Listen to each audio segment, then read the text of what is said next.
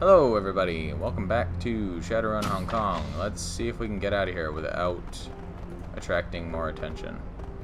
Probably not, but this control panel seems to connect to the backup generators powering the disused section of the old central MTR station. Readouts indicate that the backup batteries have sufficient power to keep the lights on, but the remainder of the power is devoted to operating security doors. If you could turn this off, you could prevent knight-errant forces from getting in except from the way you came. Alright, power down. Cool. So I guess we got that at least. And we can just kind of sneak by this way. And, oh. Of course, there are more anyway. Alright, well, let's, we're probably not going to be able to just walk by them. So do we want to...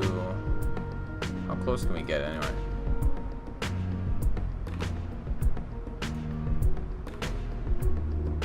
That's not the best. Oh, there's a light line right next to you. Okay, cool. Can you, Bam! That was very loud. Well, okay. That got him. We got their attention, folks. I probably should have moved you all into position, actually, before I did that. Oops. Bam! That clear...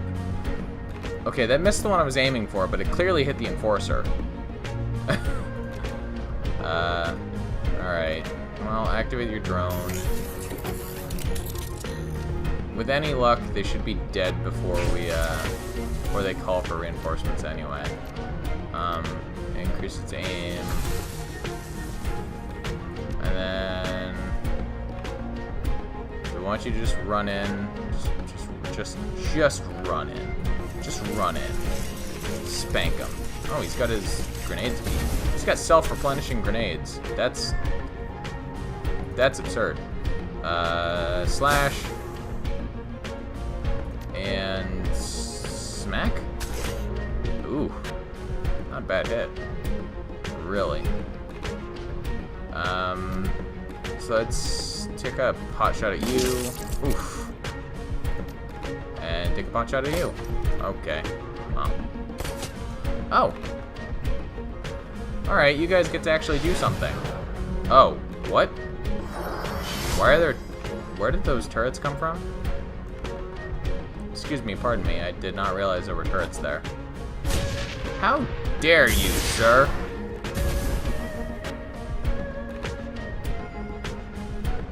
Are those turrets on our side? Who knows? Let's try to mark you. Great. No!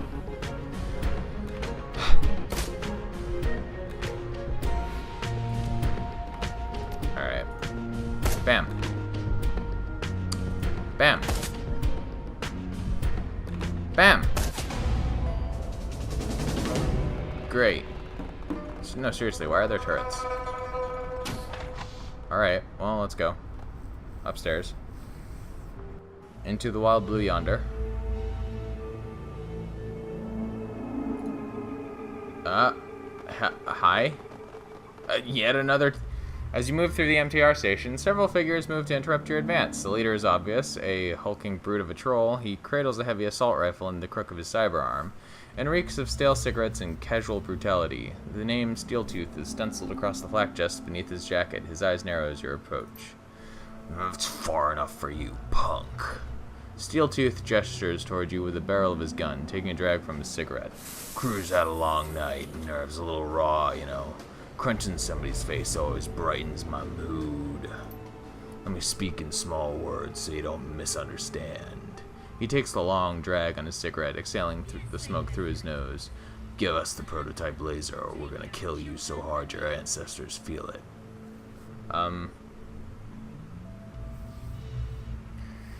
Can we talk about this first? The troll rolls his eyes, snorting derision. His tone is sour and sarcastic. We should talk about this. We can be friends. Listen to yourself. It's embarrassing you're whining a little baby. Wu thrusts his lower jaw out, snarling over the tusks. You think you're tough, jackass? I've eaten burritos that are tougher than you. You're about as scary as a pile of wet kittens.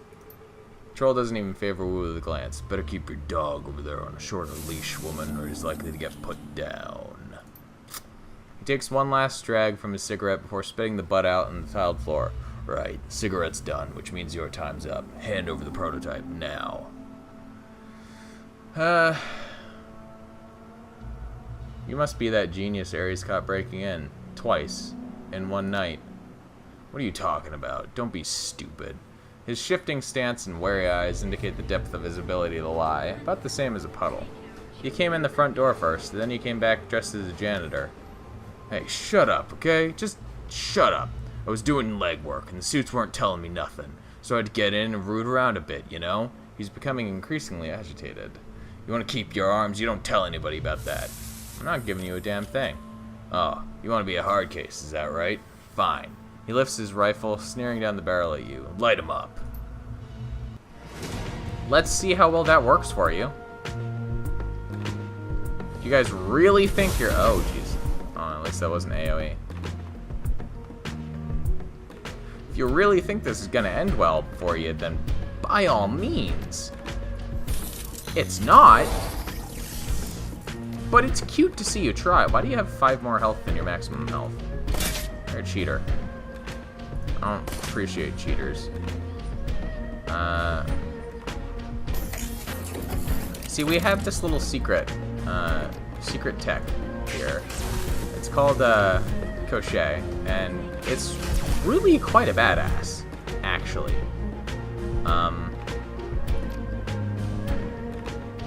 Really, it's rather dangerous for a drone.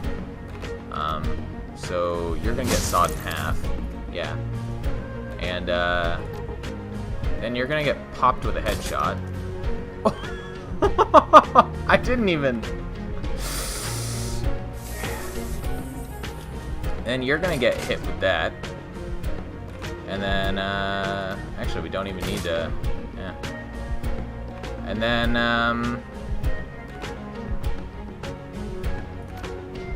well,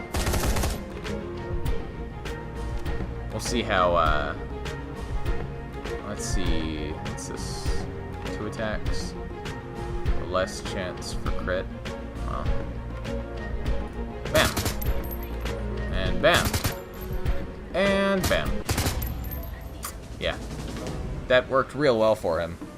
The MTR train awaits. With it, the promise of safety and freedom from any more unforeseen complications. The Jarl nods in appreciation, extending a hand to you.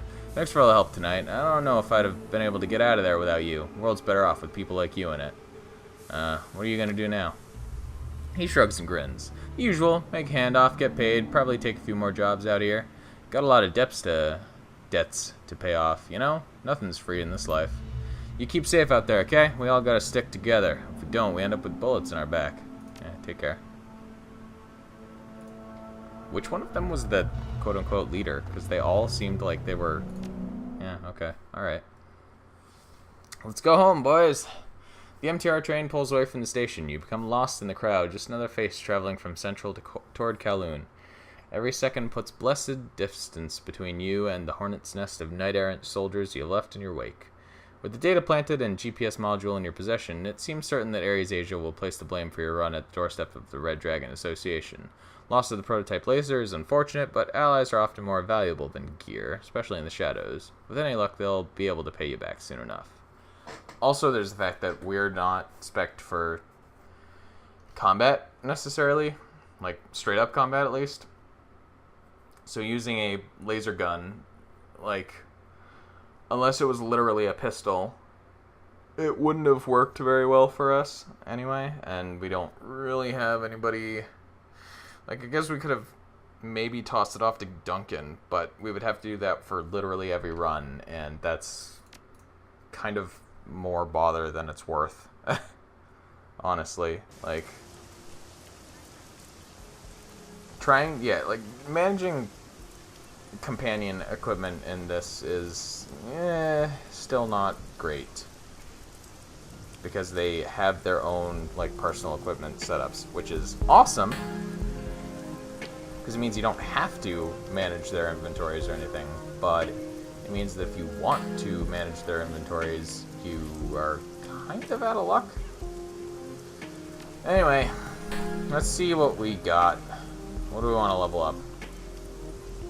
Do we want to get ourselves some more pistole? Get our level 7 decking. It would probably be good to max out our decking, actually. Man, we got nothing in the way of willpower, again. I never have any willpower on any of my characters, apparently. They just got no will. Like, can't resist anything.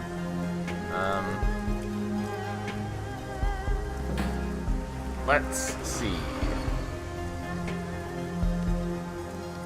Do we want to do? Alright, so do we want to do decking or something related to our pistole combat? Because, to be fair, Crochet and Duncan by themselves are kind of a formidable force. But it might be good if we actually are capable of contributing. I don't know. Go E. Or we can get more HP as well. That like wouldn't be too bad.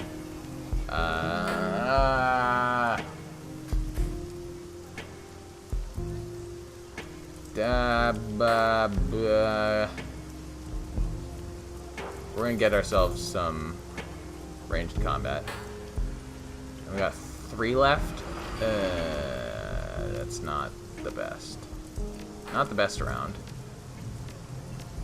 Something will, in fact, keep us down.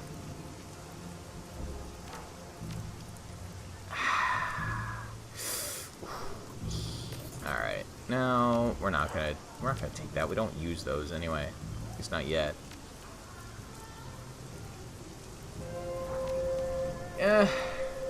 Yeah, just like level up ranged combat and pistols. Yeah, just alright.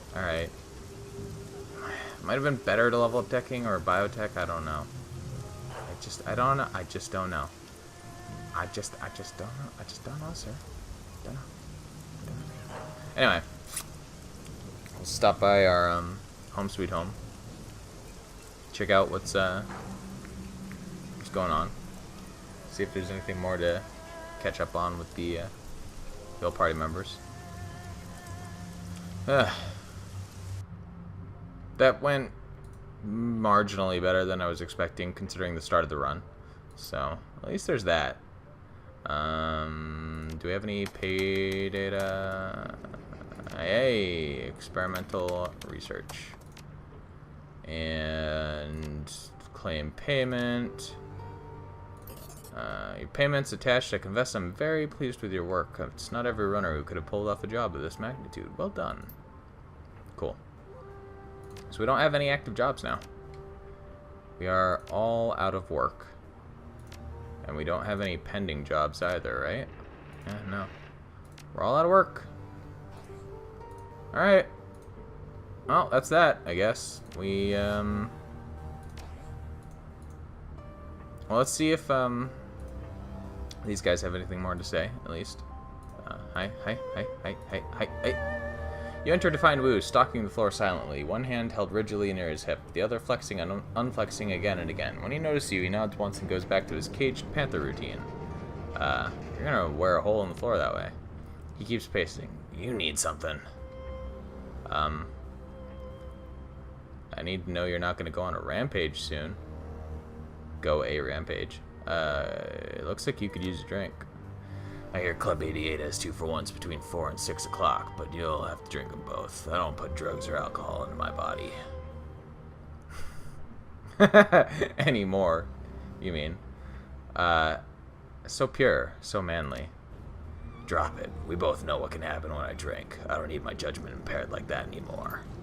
Been thinking about Josephine Sang, what she did to our family, what she did to Carter. His pace increases a bit, and his tusks jut forward slightly. Josephine Sang. Goddamn Josephine Sang. And? Now I'm gonna make her pay for it. All that thinking and pacing, and that's what you came up with? That you're gonna make her pay? We? Of course, we. What did I say? No, it's us. There's no way I could figure out what's going on without you. Besides, I want you there when the old Duncan comes out to play. His eyes smolder. Here's what we do. We walk into Sang headquarters and ask for the boss. When she comes down, we grab her, take her somewhere quiet, and ask her why she had Carter and those runners killed. Find out what happened to Raymond, whether he's alive or dead. What happens next is up to her.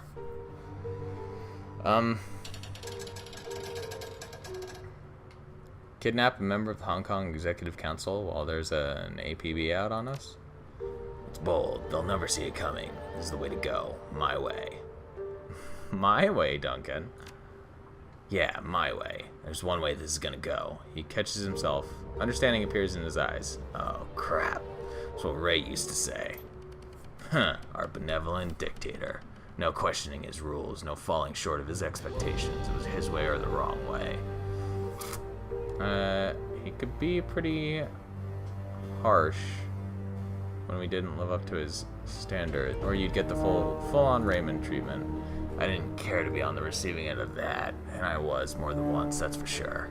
You remember what happened a few years after we moved out of that squat and into his house? The thing with Doubletray and Lockjaw, when he accused us of relapsing back into our old ways.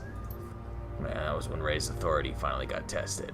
His raspy baritone is tinged with satisfaction. I finally stood up to him.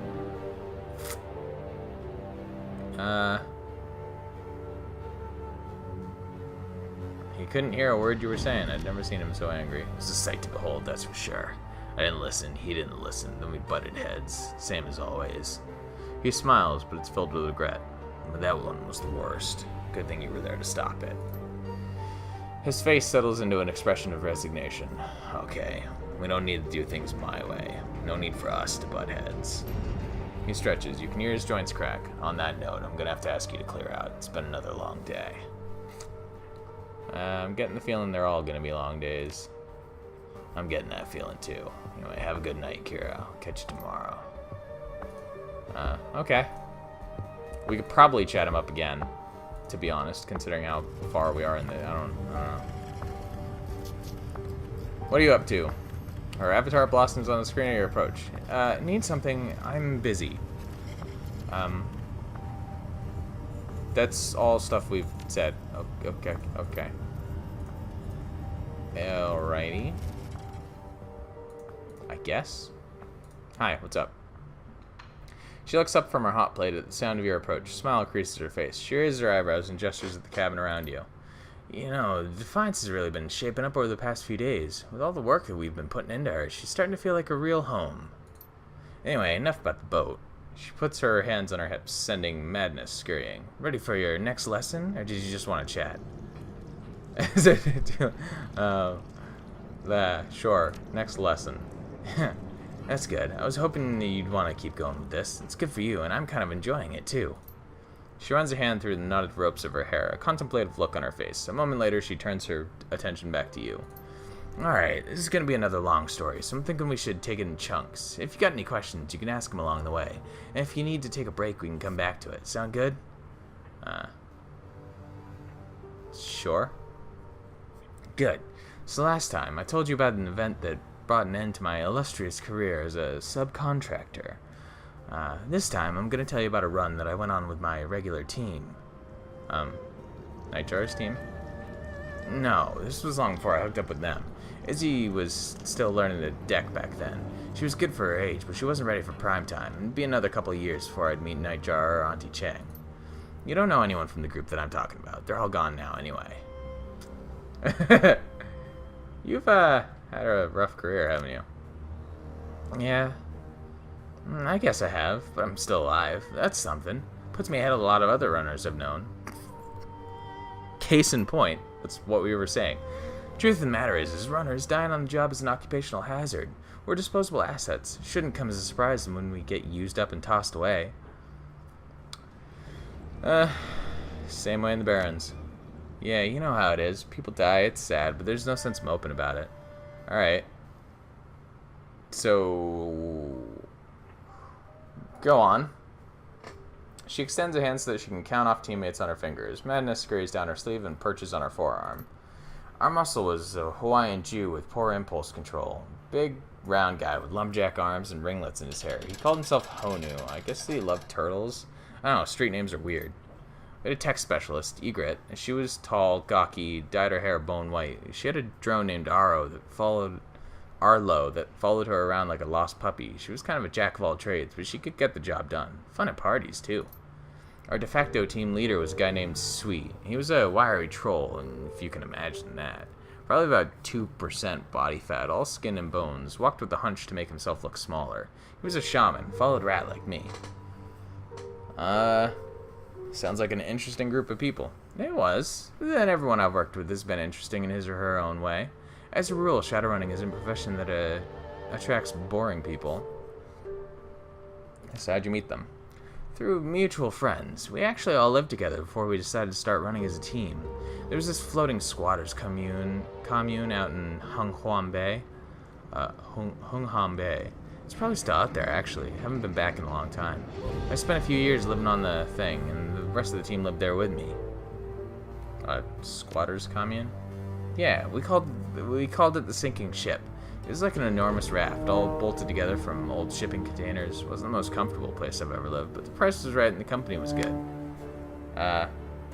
Yep. So one day, Sui brought us a job. He'd met a client in Victoria Harbor Bay, a rich Eastern Tiger exec. This guy wanted us to steal something for him, a shiny object. She raised her hands. I know, it's kind of stupid, right? That was how Johnson described it to us. The shiny object, and this is what he wanted us to get. He never gave it any other name. A rat shaman hired to steal a shiny object. You can see how the gig would be hard for us to resist. Anyway, the client told us what to look for. He described it as a chunk of red jade, about the size and shape of an ostrich egg. That's really big. With a mirror-polished surface and gold wire inlays. He said it'd have paper charms hanging off of it, food talismans, Taoist sorcery stuff. We weren't supposed to touch those. The client also told us about the shiny object's then owner, an old hedge wizard turned entrepreneur named Kong Shuyan. Kong Shuyan. Hedge wizard? Yeah, he had the whole wise old sage thing going on. He had the robes, little hat, the kind smile, and the piece de resistance, a long wispy beard. He was mean as a snake, though, had a rep to prove it. Intel said the old man Shuyan was keeping the shiny object in one of his warehouses. He had a bunch of them. He'd built himself a nice little empire selling magical paraphernalia through puppet vendors and the Yamate night market. Supposedly a good fifth of the stalls in that place were on Shuyan's payroll. Kinds of magical paraphernalia we're talking about. She begins counting off examples. Pickled reagents in mason jars, hermetic scrolls, charms, relics looted from Buddhist temples, crates of old Balinese Rangda masks, fist-sized stones from a great dragon's kidney. He sold it all. How he got his hands on it in the first place is anyone's guess. Alright. Sounds valuable. Yeah, I'm sure some of it was. Most of it was crap, though. Fakes and forgeries, still to gullible tourists. Sifting the good stuff from the bad would have taken time, and we weren't planning on sticking around long enough to do that. So we'd cased the warehouse for a couple of nights before the run. You know, did some recon, took some notes. From what we'd seen, we were pretty sure that Shuyan was keeping our payday in a vault area, at the very back of the building. Security was pretty heavy, though. He was paying a local triad for protection, and he kept a lot of their boys on staff. Sui was the one who came up with the plan. We'd split up outside and enter the warehouse in two teams. Team A would create a diversion. Team B would hit the vault while security was looking the other way. Grab our payday, regroup, and get the hell out of there. Splitting the group is almost always more trouble than it's worth. I'd agree with you if we were going in expecting a straight fight, but as a Shadowrunner, you should almost never want to get into one of those. When you're on a job, you're always going to be outnumbered and outgunned. Going quiet's inherently safer than going loud, and if splitting the group up is what it takes, then, Anyway, Team A, Honu and Egret, circled. I think Egret is a runner in returns? Maybe? I don't know for sure. Circled around to the loading dock, just like we'd planned. Sui and I waited by the service entrance. We didn't have to wait long. A couple minutes in, we heard this ungodly crash, and another and another. As it turns out, Egret had rigged into Shuyan's network of automated forklifts. She had 6 of them running amok in the loading dock, chasing down workers and crashing themselves into anything marked fragile. Subtle. Wasn't supposed to be subtle. She was making a distraction, remember? Honestly, Seattle, you need to start paying attention. Anyway, Egret's distraction did what it was supposed to do. As Sui and I watched, most of the Triad guys at the service entrance abandoned their posts and went hauling off toward the loading dock. A couple guys with baseball bats stayed back, but we handled them easily enough. We slipped inside and made a beeline for the back of the warehouse where the shiny object was supposed to be. Let me guess, something went wrong. No, actually it was there, just like we thought it'd be, and the door was open and everything. It was sitting in there like a teak cradle, gleaming with reflected light. Just like the client had said, it had a ring of Taoist talismans hanging off of it like a grass skirt, paper all crinkled with age. We didn't waste any time. I reached in and grabbed the thing. It felt strange through my gloves. The jade sort of, pulsed, as if it had a heartbeat. Sounds ominous. Yeah, tell me about it. I wanted to drop the thing, but it was our payday, so I slipped it into my satchel instead. I couldn't get the flap closed quickly enough. Package being secure, Sui and I turned to hightail it out of there, and then things went to shit.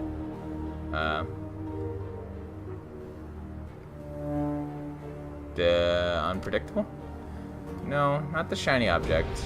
Old man Shuyan. He was standing right there in front of us, larger than life. I'm guessing when he'd heard the commotion in the loading dock, he'd come running, well, waddling, to make sure his treasure was safe. As it turns out, it wasn't because I'd already stolen the thing. He looked displeased. What'd you do? What do you think we did? He had our backs to a wall. We lit the old bastard up. It was pretty epic, truth be told. Spirits were summoned, spells were discharged, vault doors sealed behind Shuyan like something out of a movie. At one point, the old man leapt onto Sui's back and tried to bite his ear off. I won't bore you with the play-by-play of how the fight went down. In the end, we crushed him. Unfortunately, the fighting had caused some collateral damage. At some point during our showdown with Shuyan, the control panel for the vault door must have eaten an arc of lightning or a blast of a powerball. It was toast, all black and melted, and neither of us could fix it. So you were trapped. Yeah, it's about the size of it. It was only a matter of time before the old man's remaining security guys found us in there. There was still one way out, ventilation duct, up high in the rafters, but it was too small for Sui to fit through. He was a troll, after all.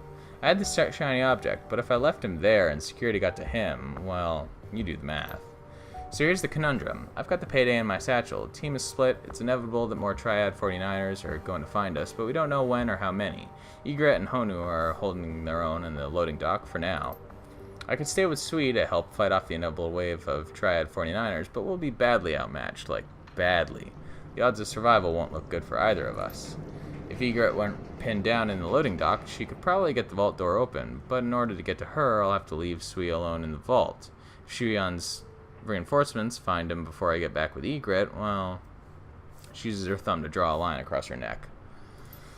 So that's the scenario, Seattle. Not a lot to work with, I know. Now tell me, what should I do? I try to use the dangerous magical artifact. Oh.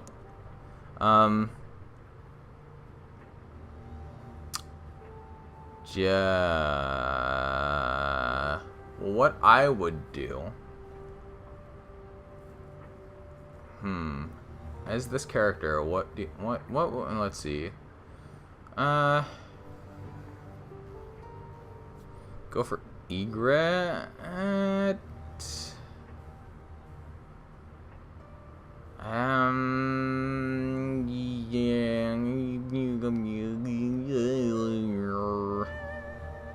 Yeah. Could have done that, I guess. It might have worked. Of course, it could have gotten Sweet gunned down in a vault, too, but in retrospect, that wouldn't have been a huge loss. Anyway, that wasn't what I did. I saw what I thought could be a way to save the day, so I went ahead and took it. I fished the shiny object out of my bag. I still remember how the Taoist talismans that ringed the thing crinkled in my hands. I remember shrugging, saying, the hell with it, and I put the thing in Sui's bare hands and told him to go nuts. It was almost like he had been waiting for me to pass him the thing. He seemed eager to take it. He hugged the chunk of rock to his chest like a newborn baby. Colors swam in the stone. Something changed in his eyes. Then old man Shuyan's 49ers breached the door and Sui unleashed hell. She pauses, frowning. Stops scratching Folly and uses her hand to rub her eyes. Finally, she turns back to you. A sour look pinches her features. What went down in that room? Well, I've only seen that kind of carnage a couple times in my life, and I've been running the Shadows for years. Those Triad men were torn to scraps by the end of it. I don't think I'll ever forget the sounds they made. I spent most of the fight huddled up in the corner for my own safety. What Sui let loose from the stone didn't seem terribly interested in discriminating between friend and foe. Did he summon hostile spirits or something? Yeah, something like that. Truth be told, I don't know what they were. Like I said, I was hiding, but he couldn't have done it without the shiny object, not in a million years. Whatever they were, the rock brought him here. We waited for things to calm down in the vault and for the things to go slithering away. I think that Sui had some little limited control over them, which is why they didn't eat us. After they were gone, he gave me the shiny object back, put it in my satchel, and we bailed. We collected the others on the way out. They were blissfully ignorant of what happened on the other side of the warehouse, and I didn't see a reason to change that. We hightailed it back to the docks and caught the first boat back to the sinking ship. Mission accomplished. From what I'm told, people still avoid Shuyan's warehouse like the plague. It's supposed to be haunted even to this day. People who set foot in the building keep turning up dead. I'm pretty sure I'm one of the only living people who knows why. Her body language changes. Anyway, that's it. Lesson over. If you got any questions, go ahead. Was there a point? There was when I started telling it. I thought I was going to tell you to be comfortable with breaking the rules. I don't think I'm going to say that now, though. I'm not feeling it anymore. It didn't stay that way for long, but let's leave that for next time. I don't want to get into that just now. Alright, I'll come back later. No. Alright, we're going to call it here. And maybe have some more chats next time. Maybe find out what's up with Roctor. Maybe see if we can talk more with Duncan and all of them. I don't know.